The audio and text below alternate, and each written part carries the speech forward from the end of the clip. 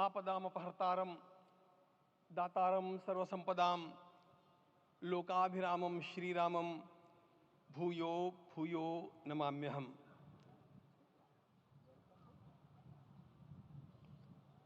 आज अंतःकरण अत्यंत उल्लास से, समाधान से और कृतज्ञता से भरा हुआ है।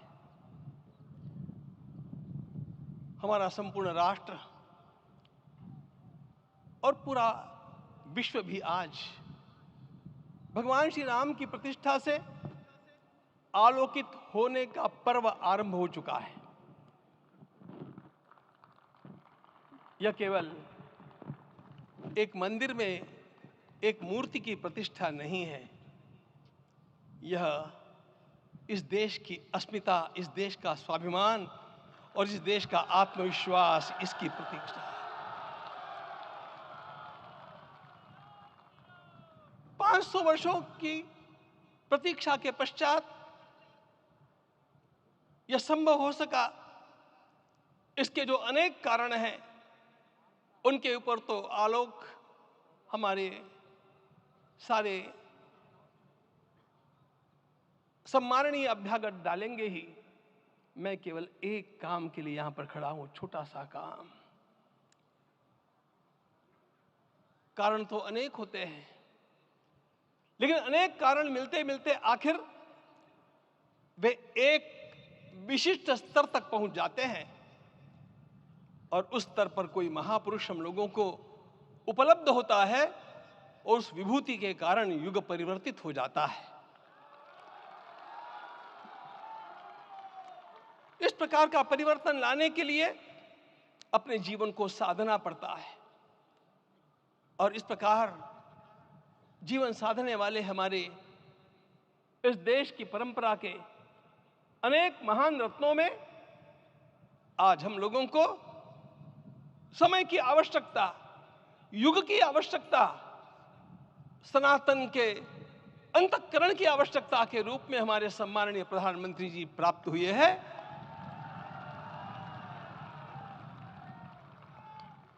यह केवल इस देश का नहीं, यह संपूर्ण विश्व का सौभाग्य है कि आज एक ऐसा राजदर्शी हम लोगों को प्राप्त हुआ।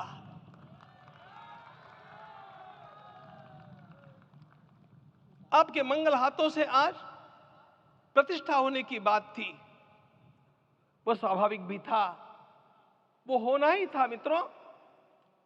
लेकिन मुझे इस बात का आश्चर्य हुआ जब मुझे लगभग 20 दिन पूर्व समाचार मिले कि माननीय प्रधानमंत्री जी को इस प्रतिष्ठा के लिए स्वयं अपने लिए क्या क्या अनुष्ठान करके सिद्ध करना चाहिए, स्वयं को उसकी नियमावली आप लिख करके भेजें।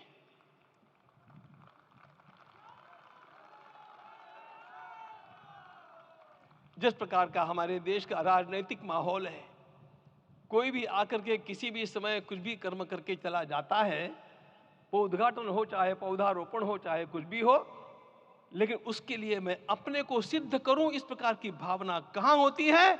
यदि किसी ने पूछा तो मैं कहूंगा कि यहां होती है। भगवान श्री राम की प्रतिष्ठा करनी है। भारतीय जीवनादर्शों के सर्वोच्च आदर्श भगवान श्री राम है और इन समस्त जीवनादर्शों की प्रतिष्ठा करने के समान ही यहां की प्रतिष्ठा रही है। इसलिए एक महान विभूति को ऐसे लगा कि मैं अपने को भी साधूं।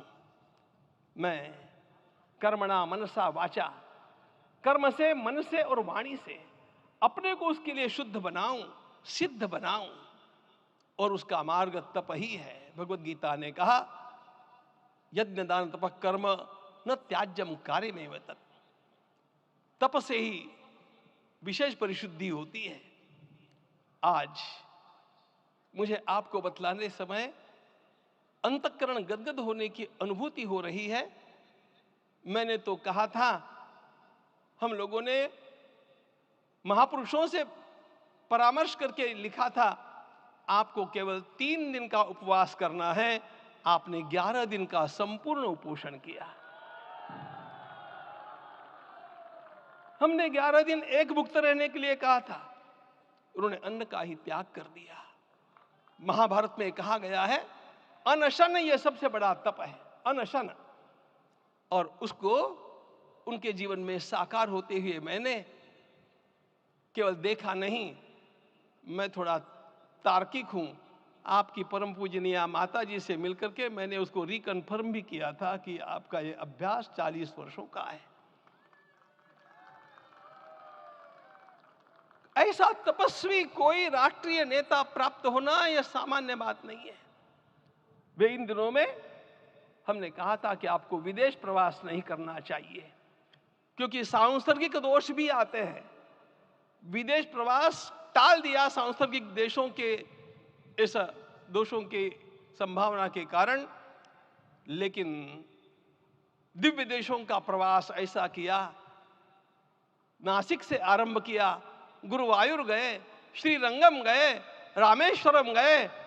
इन सारे स्थानों पर जाकर के वहां के परमाणुओं को लेकर के और पूरी भारत माता के हर कोनों में जाकर के मानो वे निमंत्रण दे रहे थे कि आइए दिव्य आत्माओं, अयोध्या पधारिए और हमारे राष्ट्र को महान बनाने के लिए आशीर्वाद दीजिए।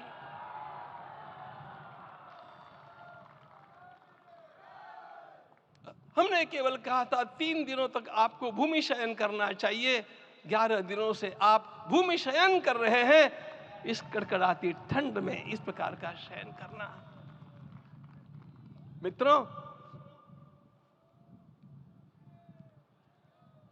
ब्रह्मा जी ने सृष्टि को निर्माण किया। उस समय उन्होंने एक शब्द को सुना था। भारत की संस्कृति का सबसे मूल शब्द है तप, तप इति। हमारे पूज्य गुरुदेव के गुरुदेव परम गुरु कहा करते थे, कांची के परमाचार्य जी महाराज, तपश्चर। मैं जब भी उनसे मिलता था वे कहते थे तपश्चर। आज तप की कमी हो गई है और उस तप को हमने साकार आप में देखा।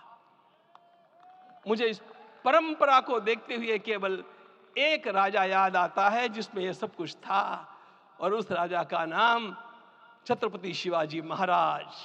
छत्रपति शिवाजी महाराज। मित्रों, लोगों को पता नहीं है शायद,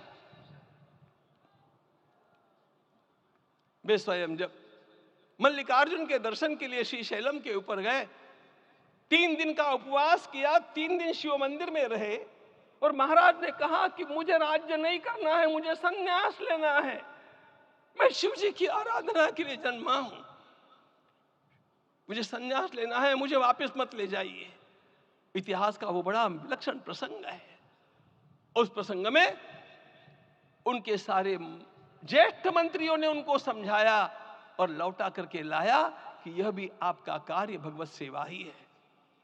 आज हम लोगों को उसी प्रकार के एक महापुरुष ऐसे प्राप्त हुए हैं जिसको भगवती जगदम्बा ने स्वयं हिमालय से लौटा करके भेज दिया कि जाओ भारत माता की सेवा करो।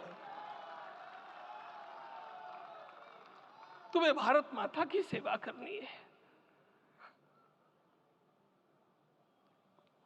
मैं अपने को कभी श्रद्धा रखने के बारे में भावुक नहीं पाता हूं, लेकिन कुछ स्थान ऐसे होते हैं जहां पर आदर के साथ अपना मस्तक अपने आप झुक जाता है। ऐसा एक स्थान हम लोगों को उच्च पदस्थ इस राजर्षि ने जब दिखाया तो मुझे छत्रपति शिवाजी महाराज के गुरु समर्थ रामदास स्वामी महाराज की याद आ गई। उन्होंने शिवाजी का वर्णन किया, निश्चयाचा महामेरु, निश्चयाचा महामेरु, बहुत जनासी आधारू, अखंड स्थितिता निर्धारू, श्रीमंत योगी, श्रीमंत योगी, श्रीमंत योगी। हम लोगों को आज एक श्रीमंत योगी प्राप्त हुआ।